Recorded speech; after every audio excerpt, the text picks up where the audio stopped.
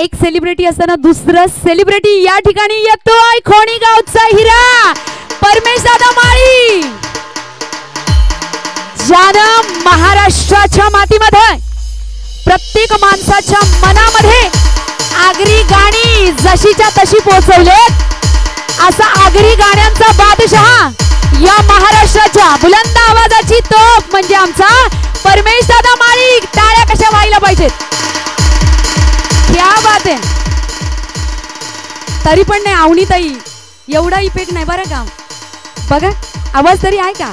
बरं अवनीताईंनी सांगितलं होतं ब्लड सर्क्युलेशन होण्यासाठी टाळ्या वाजवायला पाहिजेत ना.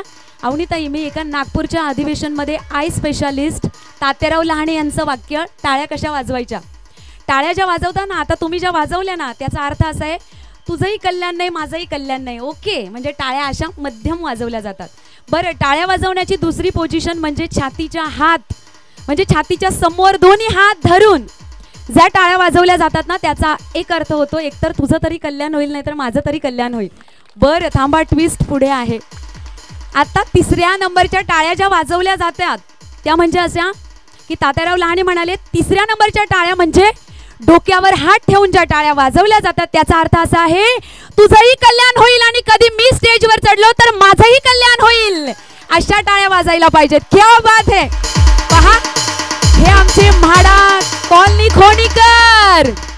क्या बात आहे. मंडळी, अवनीताईची गप्पा मारायला मजा आली का. आवाज नाही बरं का. अरे एवढ्या थंड नाही आमच्या जिजाऊच्या लेकी. आणि तुम्हाला माहिती आहे, थांबा, आता अवनीताईंशी गप्पा मारल्या ना तर तुमच्या सगळ्यांचे डोळे तिथे लागले आहेत. कारण आज ना आमच्या नाकी 9 येणार आहेत की नंबर कोणाचे काढायचे.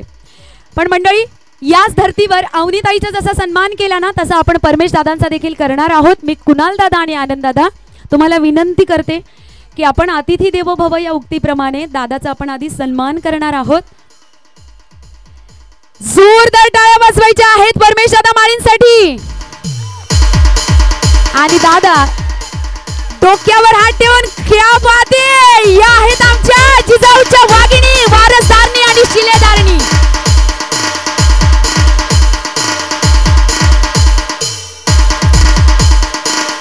अरे वा, चला चला रस्ता सोडा, भवानी माता आली आहे.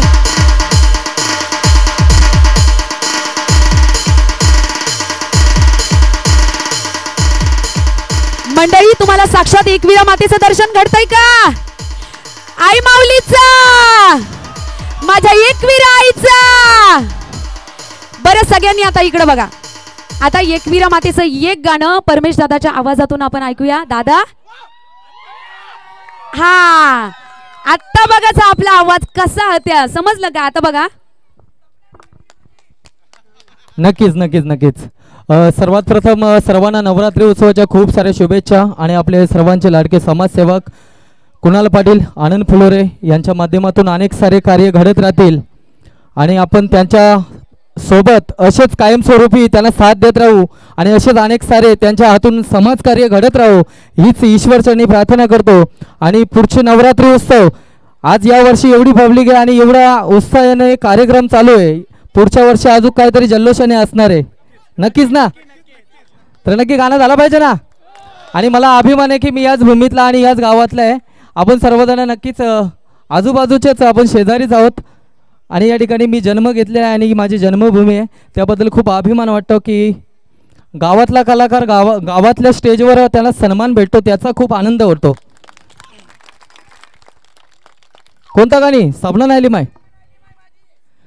सपनाने आईली माय माझी, सपनाने आईली माय ग, सपनाने आईली माय माझी, सपनाने आईली माय ग. येतो बोलावला तुझ्या भेटीचा, येतो बोलावला तुझ्या भेटीचा. फुल वाहिल तुझ्या चरणाला, फुल वाहिल तुझ्या चरणाला. सपनाने आईली माय माझी, सपनाने आईली माय गो, सपनाने आईली माय माझी, सपनाने आईली माय गो. अंबे माते की. आणि पुन्हा एकदा नवरात्री उत्सवाच्या खूप साऱ्या शुभेच्छा. आमची अवनीताई बहीण तिचा सुद्धा या ठिकाणी सन्मान होतोय आणि या ठिकाणी आली आहे. तिचं सुद्धा आमच्या गावात आणि आमच्या एरियामध्ये खूप खूप स्वागत आहे. अवनीताई थँक्यू. आणि दुसऱ्या कार्यक्रमाला जायचं, रजा घेतो. धन्यवाद. Thank you so much.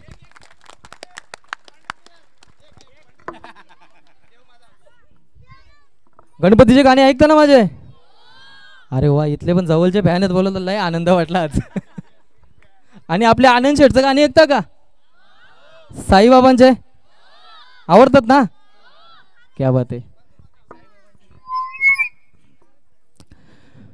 पंढरपुरात देव माझा विठ्ठल, विठेवरी देव उभा चंद्रभागेच्या जवळ, विठेवरी देव उभा चंद्रभागेच्या जवळ.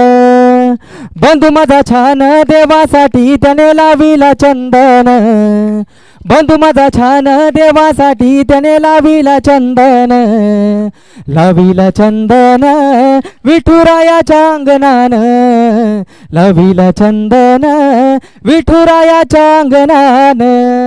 धन्यवाद. थँक्यू.